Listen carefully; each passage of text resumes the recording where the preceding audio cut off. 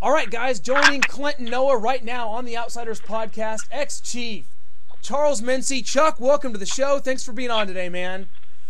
Hey, thanks for having me, man. It's a pleasure to be with you guys. We appreciate that. Great to be here. Great Saturday for some college football. Of course, you played your college ball at Washington. Talk about your experience there, Rose Bowl champs, and just how that was. Washington was quite a powerhouse at that point. Yeah, we had a great time, man. I probably, that may be some of the funnest times I had with football, just a carefree lifestyle in college, and we had a good time. Had a lot of guys that ended up going to the next level after that, and winning the Rose Bowl was a dream come true for me, being a Southern Cal kid. So that experience there, man, I'd never trade. Absolutely, and currently, of course, coach for the Missouri Tigers right now is Gary Pinkel. Was an offensive coordinator back at Washington. Of course, you were a defensive player, but what are your memories of Coach Pinkel?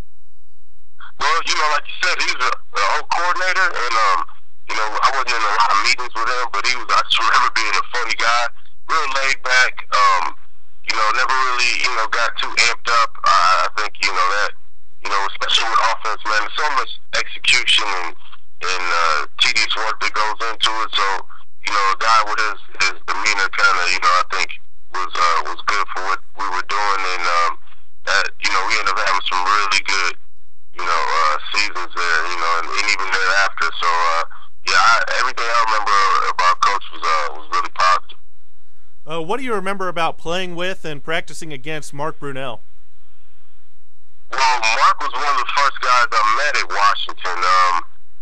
He was a sophomore when I got there. I was a junior because I came from a junior college, and Mark was incredible, man.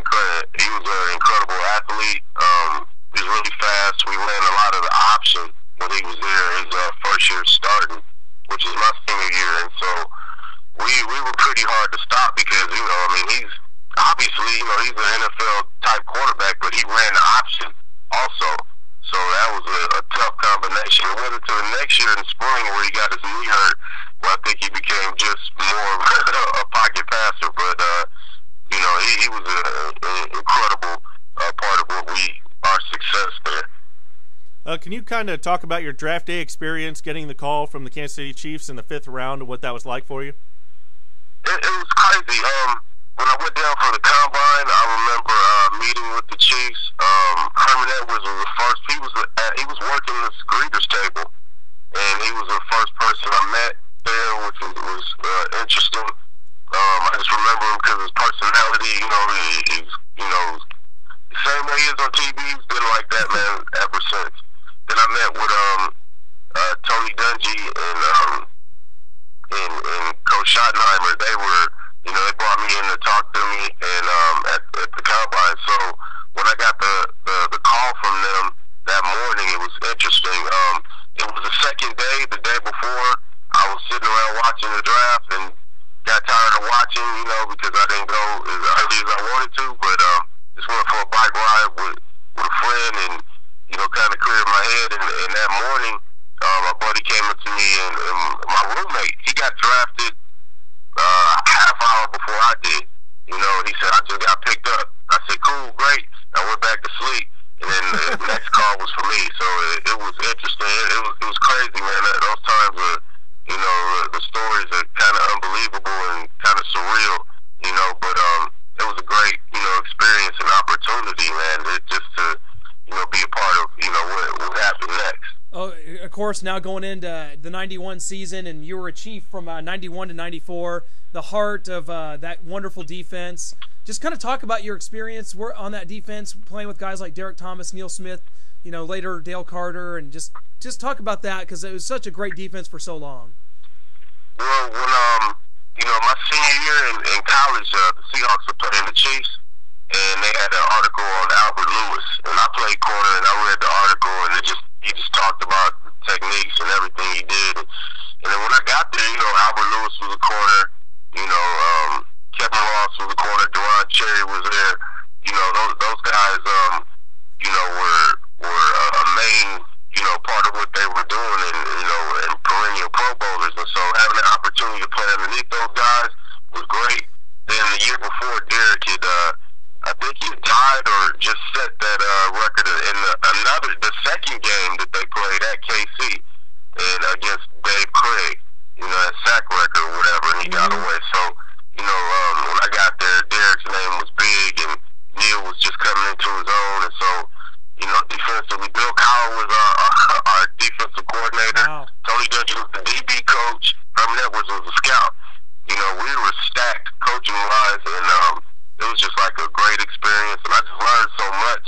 My rookie year, being on injured reserve most of the year, and then I got activated for the playoffs. And so, again, man, as far as a football career, I can't really, complain. The experiences I had have just, been over the top. So, to meet and know those people and, learn so much from them. What was it like in '93 when Marcus Allen and Joe Montana come into town? Okay, another surreal moment, man. I grew up on Vermont and Jefferson here in L.A., and if you don't know, that's here in South L.A., and USC campus borders, that Vermont and Jefferson. And so, sure. Marcus Allen was a star to me. I could hear the band practicing from my house. So, when Marcus came in, he was a big star, and I was kind of in awe.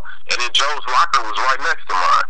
And he was one of, the most down-to-earth people you could meet, that was getting that type of attention. It was like traveling with a rock star, man. We went to other cities, and they'd be screaming his name. We went to Tampa, I remember, and they were, chanting Joe's name, outside the bus when we were getting on, man. So everywhere we would go would be hundreds of people there.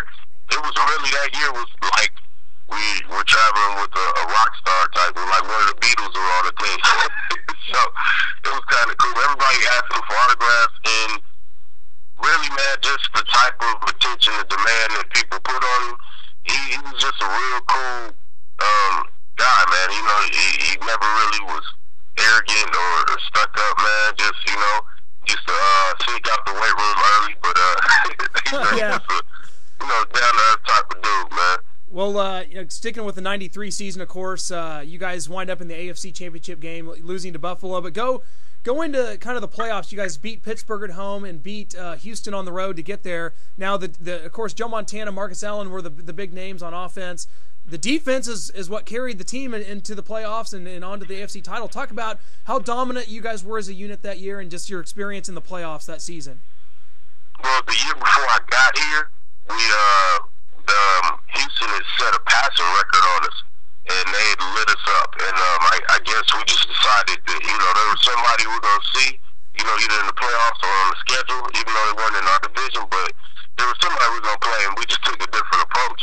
And we didn't stand back. We blitzed them as much. We got after Warren Moon. And I think that was the difference in those later games, because we did a lot of zone blitzing, which came in early, which, Bill Cowher took over with him to Pittsburgh, and they did a lot of it, but we got after people and mixed up a lot of zones and our looks, and we just didn't sit around. And so I think being aggressive, we had those pass rushers where we could get after people with just 4 guys and drop in the zones, and we could play, and we had corners where we could play man-to-man and dominate people. So I think that mix was really tough on teams. We were solid in the middle. We had Sally Moore in the middle. There was a big play guy, just seemed to always be around the ball, getting fumbles. It was an interesting, time, and I learned a lot and played a lot and ended up getting in on a lot of big plays myself. I had like 3 touchdowns my second year when I, really got to play. And so that whole time, man, it was great. I learned a lot of defense, and as being a coach now myself, I lean back on a lot of those experiences and just dealing with different personalities and people, and just the way we approached defensive football was totally from a aggressive standpoint instead of reading and watching what other people are doing. We're kind of dictating to the offenses. They had to prepare for us as much as we're preparing for them. You have to prepare for us, and I think that's part of stealing preparation time from the other side. Can you kind of go back to the '93 AFC Championship game and talk about that loss and kind of the team psyche, or maybe what Marty said in the locker room to you guys after that game? I remember it being, it was tough because that year really would have been a major Super Bowl, probably one of the all-time talked about Super Bowls. They would have went the right way, but it went the opposite way. And, Dallas beat San Francisco in their NFC Championship game, and Buffalo beat us. And if San Francisco wins and we win, then it's, us, Joe Montana against San Francisco in the Super Bowl, basically. And that would have been a great situation. And we're all looking forward, to that. And actually, we just want to take care of our part. And I remember going up there playing in the cold. I remember early in the game, I forget the tight end's name. I think Metzelaars or something like that. I forget, but he broke on the out, and I read it and broke on it, and my hands were so cold. I got my hands aside, but I couldn't grip the ball, and I knocked it down and hit my hands. I couldn't catch it, and I remember like, man, if I'd have caught that, I'd have probably just took off and scored, But wow. It was strange, just being up there and. The Buffalo fans and Nutso, one of the toughest places to play. Great experiences though, man. I wouldn't trade them for the world, and they had so much talent on that team. And I think continuity of what they were doing, they were one of the first teams to have that type of spread offense, and just doing what they were doing, and they stuck with it, and they were committed to it, and they had the talent to pull it off. And it's unfortunate it didn't go our way. Maybe if we won a couple games earlier, we'd have got them down in KC, and it'd been a different story. But again, you just look back and you just have to be thankful for being a part of something like that. I wish we would have been able to go to the Super Bowl. That was, the closest we got, and the closest I ever got. But again, man, I was blessed. I just thank God for those experiences. We came together as a team. I remember Marcus and really, having, a lot to say before our team meetings and how intense things were. So it wasn't something we took lightly at all. It just, they happened to have, the things go their way, and that's just the way it turned out. Can you talk about playing for Marty Schottenheimer, a legendary coach in my eyes? Definitely. I don't think people give Marty as much credit as they should. And I've learned a lot, from Coach Schottenheimer, man. He did one of his things was just preparation and working hard. That was his biggest thing. And I still have a little folder that he gave us with a little tablet in it. And he, when we first met to go talk to him, I guess he met with all the draft choices and free agents, and that was what he told me. It was preparation. You got to prepare and work hard at things, and we did. We were always prepared. We knew what other teams were going to do. There weren't really a lot of surprises out there. We made a lot of adjustments, and we worked hard. We'd stay out. We'd be out in that cold KC weather sometimes 3 hours, Yeah. It was just, we had some brutal practices, and even in the beginning, man, I think our training camp was like 5 or 6 weeks. So we had in 2 days about a good 20-something days, so maybe about 30. So we had some, and that was the way things were done then, and whatever the standard was, we were going to be at the top of it as far as, competing and working hard. And so that element, I even mix in what I, done over a couple years with coaching and trying to develop kids. It's just making sure that they're prepared, and you're watching film, and it's important. It's a priority. We've talked to some other former Chiefs, Benny Thompson, Tracy Green, Ricky Sigler, Bill Moss, and they said they didn't really get a personal relationship that they wanted with Marty Schottenheimer. It was all about business, like you said. Did you have a different experience with him? Did you get some more personal time with him? Personal time, I don't know if, that's really what it's about. I didn't think he was impersonal. I didn't, feel rejected or something like that. You know, no, I didn't look for that anyway. You know, I mean, that was a head coach. It was you know, football is kind of, you know, at that point it's a business. You know. Absolutely. You know, I didn't think he was standoffish, and probably, you know, that is just my experience in Washington. You know, Coach James wasn't that rah-rah guy that's, you know, going, you know, go out with you after a game. You know, sure. It was a matter of respect, and I kind of saw things that way anyway. And maybe that was just my experience coming into it, so I wasn't surprised or thrown off by it. You know, but sure.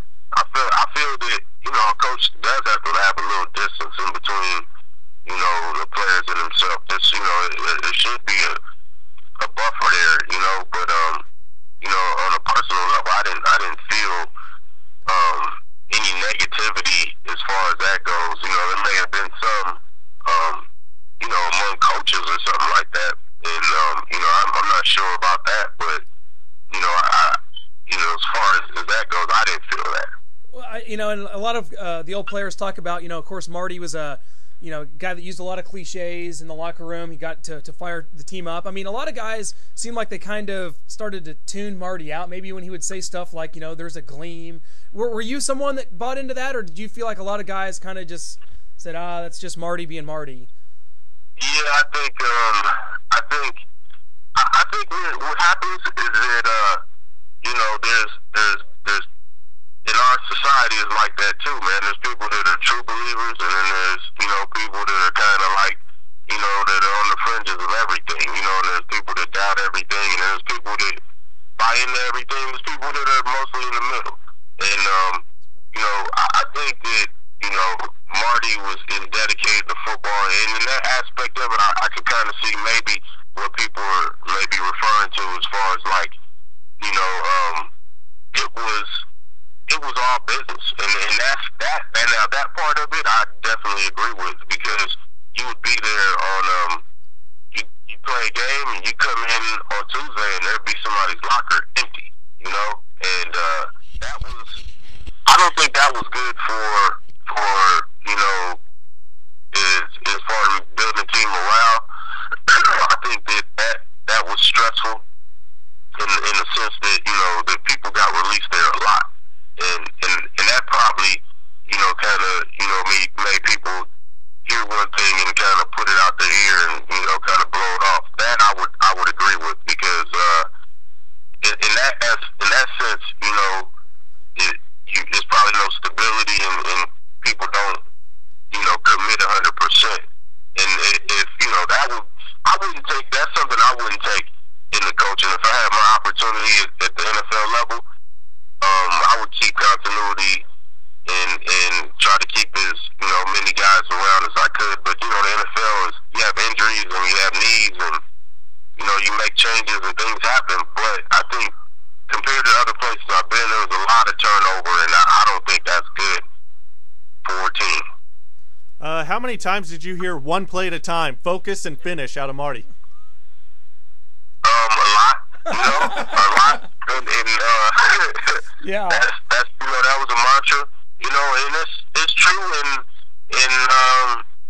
you know, that's the thing, man, is that anytime, you know, what I've done, you know, lately, man, I've studied a lot about, you know, organizations and even, you know, business, and you gotta have mantras, but they can't be artificial, and they have to be within what you're doing, and people have to buy into them, and that's, as a leader, you know, you gotta find that, you know, that point where you get people to buy into what you're talking about. And, you know, hearing that sometimes, I think I probably tuned it out too, because it wasn't until later when I see, like, huddles that we were in on ESPN and hear things, I don't even remember it being said that many times. That means I must have tuned it out. Well, you know, you had a 9-year career. You went on to play for, you know, Tampa Bay Bucks and Oakland Raiders. Was Kansas City the high point for you, or did you have some more times in your career where you felt, you know, satisfied as well? You know, I think it's a mixture between KC and Tampa. You know, being a part of turning, you know, that organization around. You know, Tony was the head coach, and Herman was the assistant head coach, and the DB coach. Being a part of defense there was extraordinary. With Coach Kiffin as the coordinator, and Lovie Smith, who was our linebacker coach. It really was an extraordinary time, and it was really similar to my first couple years at Kansas City. Having that type of defense that we had, and the players, and playing with Hall of Famers. It was extraordinary. And having a defensive front makes it so much easier as a defensive back. And just the approach, because Tony K, was part of what was happening in Kansas City, and then, similar, and so was, Herman Edwards. When we got over to Tampa, it was a lot of similarities, so defensively at least. So, that is why, I think that, they're similar experiences, and both, I kind of rank them really high. My NFL career, definitely. Well, before we let you go, we got to, you've alluded to it a little bit before as far as what you're up to today. Give, a lot of Chiefs fans like to have an update and just kind of see where you're living at and what you're doing these days, Chuck. Well, I'm here in Los Angeles. I decided to go back to school and get a degree in teaching at USC. I have my two little boys, Charles Jr., who's 11, and he has a game today, as a matter of fact, and Cody, who's 10, and I've been coaching, helping out with high school that I was head coach of for 5 years, and then I decided, to step down and pursue coaching, full time. So last year I did an internship with the Seahawks, and I'm just really now just trying to look on to get into places to get an opportunity to coach and make it a profession, because I'm really excited about it, and I love it. It's a gift that I've been given, and I like giving back, and I spent a lot of time. We've gotten a bunch of kids. We signed about 25 kids, or had about 25 of our kids signed over the years that I've been at Inglewood High School here in the LA area. And just having that type of impact and being able to go back to a similar situation I was in high school, and try to get as many kids focused on what's going on, and some really good goals in life. And we trained, and at high school we changed the culture as far as college. It's like now kids come there because they feel they'll have the opportunity to go, and that whole mentality is definitely a culture change, and something I'm glad that I've been a part of. And friends of mine have continued it on while I've pursued full-time career coaching. So that's what I'm doing now, and I'm happy, and football is probably always going to be a part of my life in some way or form, and I've just been blessed with the opportunity, and I think I couldn't have been placed in a better place and getting drafted and having an opportunity I had when just going to to KC and being with the Chiefs, man. So many people, and good hardworking people, and just really football people, and the fans are great. The experiences that I had were just off the charts. They're excited about their football, and it's different from other places. I can tell you that. I can definitely tell you that. You don't have the type of interest in football in other places that I had there. And so, that's why I think I continued on to this day, because I'm still chasing that high. Oh, definitely. So that's what I'm doing now. There may be a head coaching position open in Kansas City at the end of the season, so I'd keep your resume handy. Well, tell them I'm interested, and I'm sure they have my resume, and I'll send it again. And, well, hey, we'll get something working there. It would definitely be great to have you back in Kansas City someday. Hope definitely good luck on all the coaching stuff, and we hope we can catch up with you again, man. You are incredibly insightful, great insight for our fans. We'll love to hear this, and we just appreciate you being on today. Have a great one, and good luck to the son today playing some football. Hey, thanks a lot, man. I appreciate that. Thank you for having me on, and it's great to reconnect with the people of KC, man. I owe them a lot, and I just thankful for all the goodwill and support over the years that I got from Kansas City people. And thanks for for having me on. It's great to reconnect with you. Charles Mincy, guys. Chuck, have a great day. We appreciate it. Thanks a lot. You guys do the same. Take care.